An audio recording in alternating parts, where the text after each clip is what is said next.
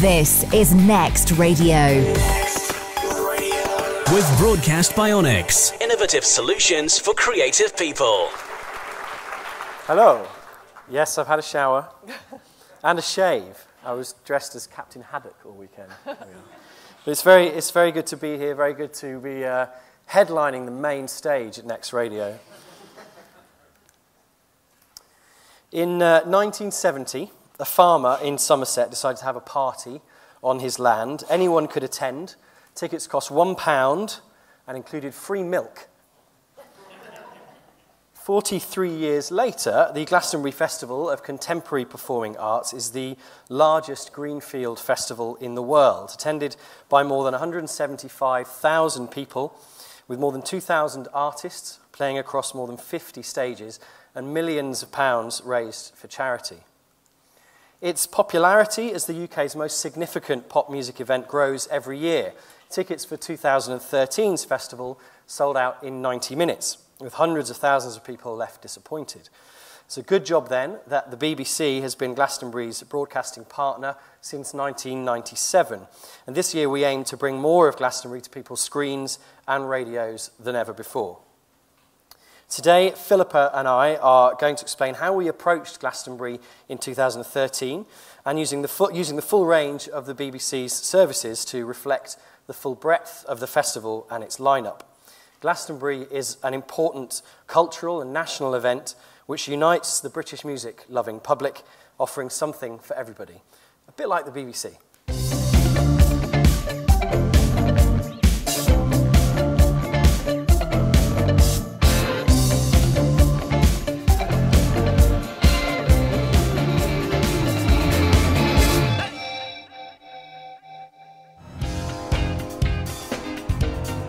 BBC's first ever all-digital Glastonbury. This year we're covering 6 stages, which is more than we've ever done before. I think I've got 52 cameras on site just for doing the TV coverage. Obviously then there's the online stuff as well, because you get to see a whole load of other stuff backstage if you look at the BBC online site. We're really excited about presenting this to the audience at home because we feel it's the best show on earth, and I hope that we'll be able to capture that spirit. Come on! Everybody! Come on! So listen, what a show, what a start to Glastonbury 2013. 2 amazing sessions, a chat with Nile Rodgers. You're in safe hands next because I'm handing the Glastonbury baton over to Nick Grimshaw. Sir Nicholas Grimshaw, are you there? Hello. Hello. I am here. Who are you? I am.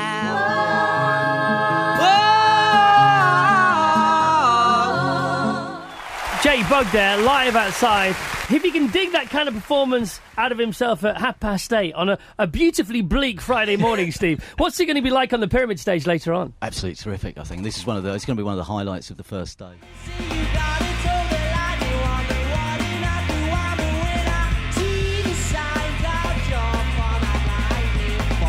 This is BBC Radio 1's Essential Mix, live from Glastonbury. Watch who you want at bbc.co.uk/Glastonbury.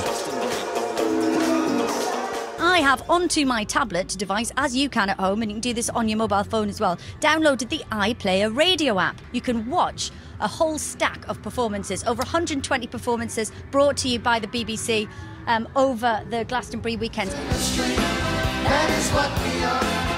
Now we're doing 6 interactive streams on the internet, on connected TV. We're doing 3 red buttons, we're doing HD channels, all from the back of a truck here at Centre House. We're at the other end of the site here, right at the top of Worthy Farm, up at the Park stage in our BBC home here. It is the second day for our broadcast, but of course, quite a lot of the crowds have been here for a few days longer than that, haven't they? Hi! Laura, you alright? Hi! Welcome to our hill area. Do you know what? This is actually the best view in the house. We are family. I want to I got all my sisters with me. Oh yeah, baby.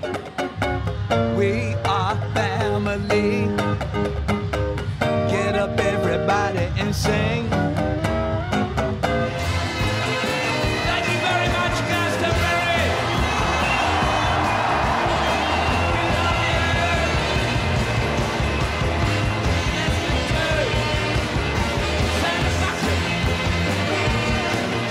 Come on.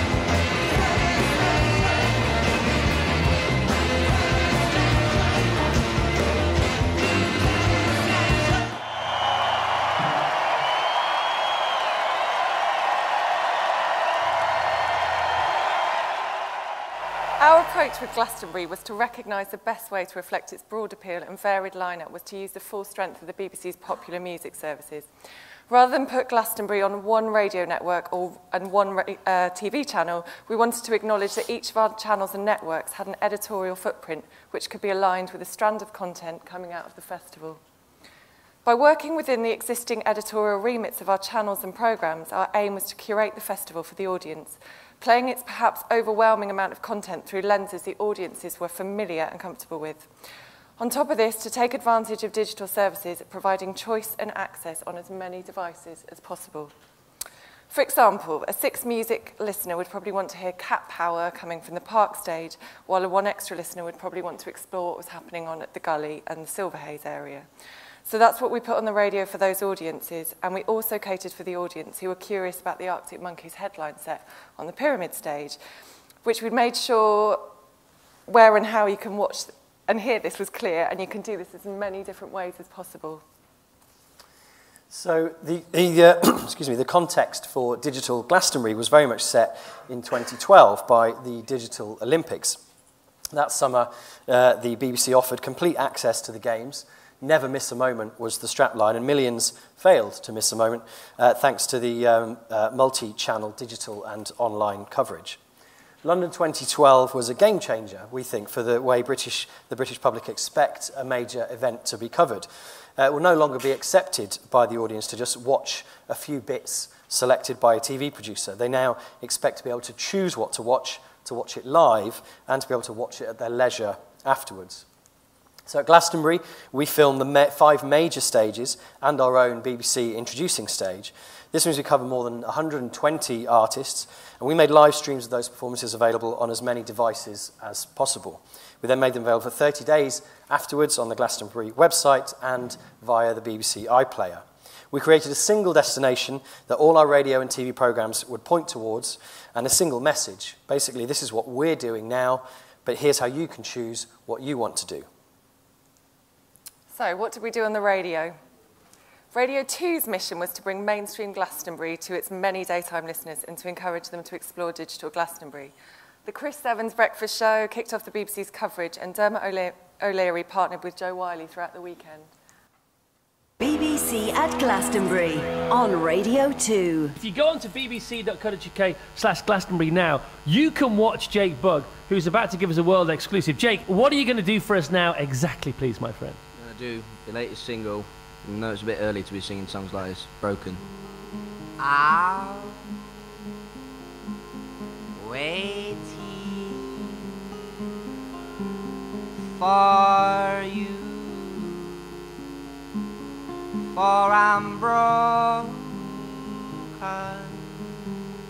Online, on digital radio, and on 88 to 91 FM. The BBC at Glastonbury with Joe Wiley and Dermot O'Leary.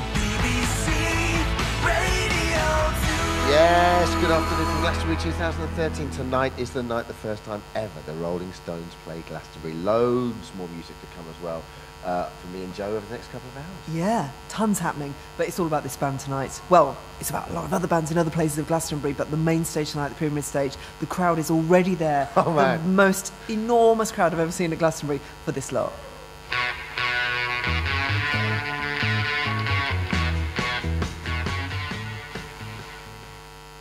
With Radio 2 covering the mainstream, 6 Music was able to focus on key special moments and the alternative side of Glastonbury, which may not have been explored elsewhere. We based it at the Park stage, which was also being filmed by the BBC for the first time in this year's festival. BBC at Glastonbury on 6 Music.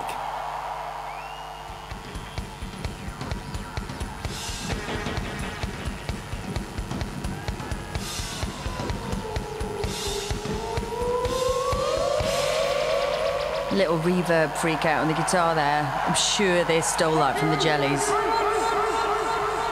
Django Django, one of my highlights so far. Brilliant set at the Park last night. The BBC at Glastonbury, live on 6 Music with Steve Lamack. Live on the Park stage here at Glastonbury just half an hour ago. This is by the Palmer Violets. It's called We Found Love.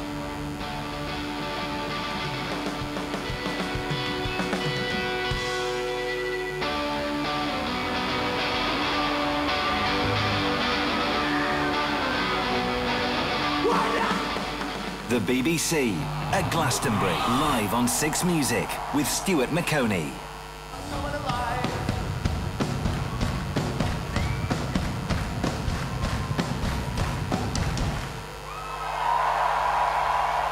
Everything live at the John Peel stage with Cough Cough. You're listening to 6 Music. I'm Stuart McConey here at Glastonbury. Don't forget it is, we like to say, the very first digital Glastonbury. Radio 1 and Radio 1 Extra focused on Glastonbury after dark. On Friday night, the Essential Mix came from Shangri-La, and on Saturday night, 1 Extra and Radio 1 simulcast from the Gully in the new Silver Haze area. Radio 1 also featured one daytime show each, with Grimmy swapping his breakfast show to do Friday afternoon and Hugh Stevens at the weekend. The BBC at Glastonbury on Radio 1. It's Grimmy on Radio 1 doing the breakfast show in the afternoon, because we thought this is the time, if you are at Glastonbury, that you're probably now just sticking your head out of a tent. So it's DJ Target, and I am backstage in the dressing rooms behind the Sonic stage, where a legend is about to take to the stage. Nas, how you feeling, bro? Welcome to BBC Introducing at Glastonbury 2013. It's me, Beach Race, alongside Say Low. Make some noise for good people at Glastonbury 2013. The BBC at Glastonbury. Yes, Glastonbury, thank you all very much. And as you saw in the film earlier, to kick off our digital coverage, all Friday's Glastonbury radio shows were visualised, pushing people to use our digital services before the stages started, so they could hit the ground running once the band started up. We've done this sort of thing before, of course. Exactly a year before, we streamed 6 stages from Radio 1's Hackney weekend in East London. But the big difference there, if we're talking about challenges, is that we were working in the shadow of the Olympic Park. You want connectivity? A month before the biggest show on earth, we had more than we knew what to do with. The rolling fields of Avalon are another story altogether. If you haven't been to Glastonbury Festival before, you might not know that it is huge. When it's on, it's the 3rd biggest city in the west of England, twice the population of the Isle of Wight on a site the size of Regent's Park.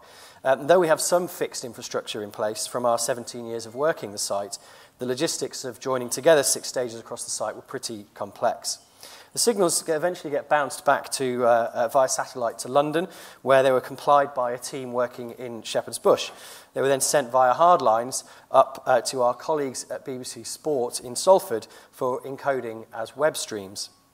And we actually worked very closely with BBC Sport that weekend, not least because it was a very busy weekend for the BBC as a whole. Those 24 encoders that Salford had put in place for the Olympics were all in use that weekend. They were encoding streams, obviously from Glastonbury, but from the British Grand Prix in Silverstone, and about 10 courts from Wimbledon as well. On the face of it, putting different strands of Glastonbury across 8 different channels and having an apparently competing digital service might sound a bit complicated. So we were very careful to agree a single message and call to action across all our services. We agreed at the start that no one channel or network brand would dominate or own Glastonbury. The only brand we wanted the audience to appreciate was the BBC at Glastonbury. On the Friday, we built complementary schedules which passed the audience between networks. Chris Evans on Radio 2 led into Lauren Laverne on 6 Music, who led into Nick Grimshaw on Radio 1. The presenters passed the baton, which showed the scope of the Glastonbury site. Both TV and radio had a single digital message, unusually not promoting the radio station's own website, but throwing people to the bbc.co.uk/Glastonbury or the BBC iPlayer radio mobile app.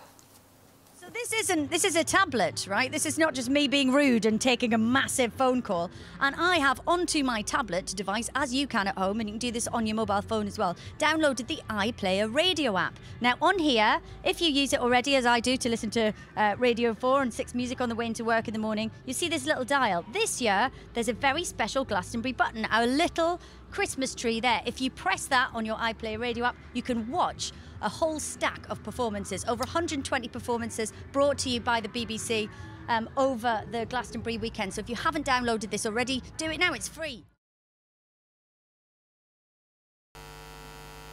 On social media, we shared a single content strand across all the network and channel accounts. #GlastoShout was a simple idea where the audience at home could get their Twitter name recognised by their favourite stars in fun and innovative ways. It ran all weekend through all radio and TV shows and across 7 Twitter accounts. The first truly digital Glastonbury went down pretty well with the audience.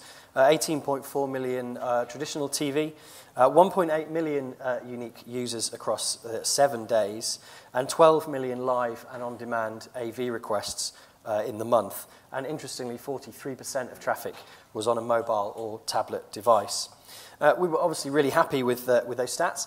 Some of the nicest feedback, though, we got was through people posting photos of them enjoying our Glastonbury coverage on Twitter. There was lots of beverage consumption. And these people went to the effort of building their own pyramid in the back garden, and that's a flat screen in the centre of the pyramid there, so not sure what they were of our services we were watching. And some people even camped out all night to watch Glastonbury under the stars, including the laser dog in the bottom corner there. So, you know, really gratifying stuff, you know, people enjoying the BBC and creating their own Glastonbury experience, though clearly not to everyone's taste, but an audience of 20 million can't be wrong.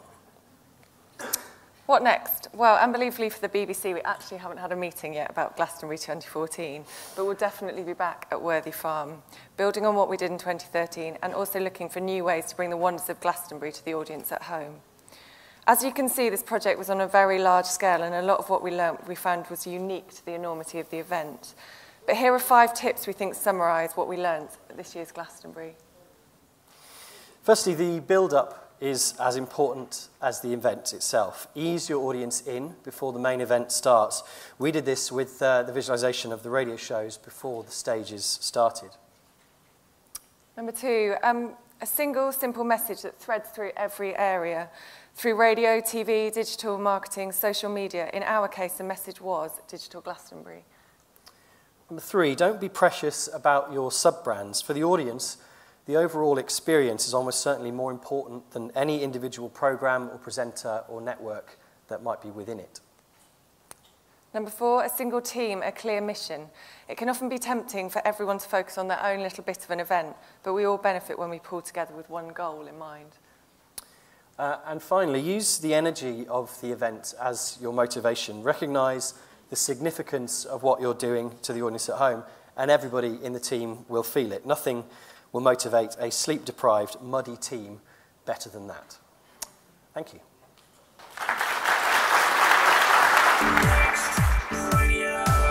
The passion was there, and you could see that passion coming through, and I think that if you go into an event with that kind of passion, then your listeners will feel that too. One of the great things about all the stuff that we're hearing today is that whether you're a big national brand or whether you're a little local station, there's something for you. And it just twigs off things in your brain or kind of conversations with other people from the industry that you maybe wouldn't have had sat at your desk with your colleagues. This is Next Radio. With Broadcast Bionics. Innovative solutions for creative people.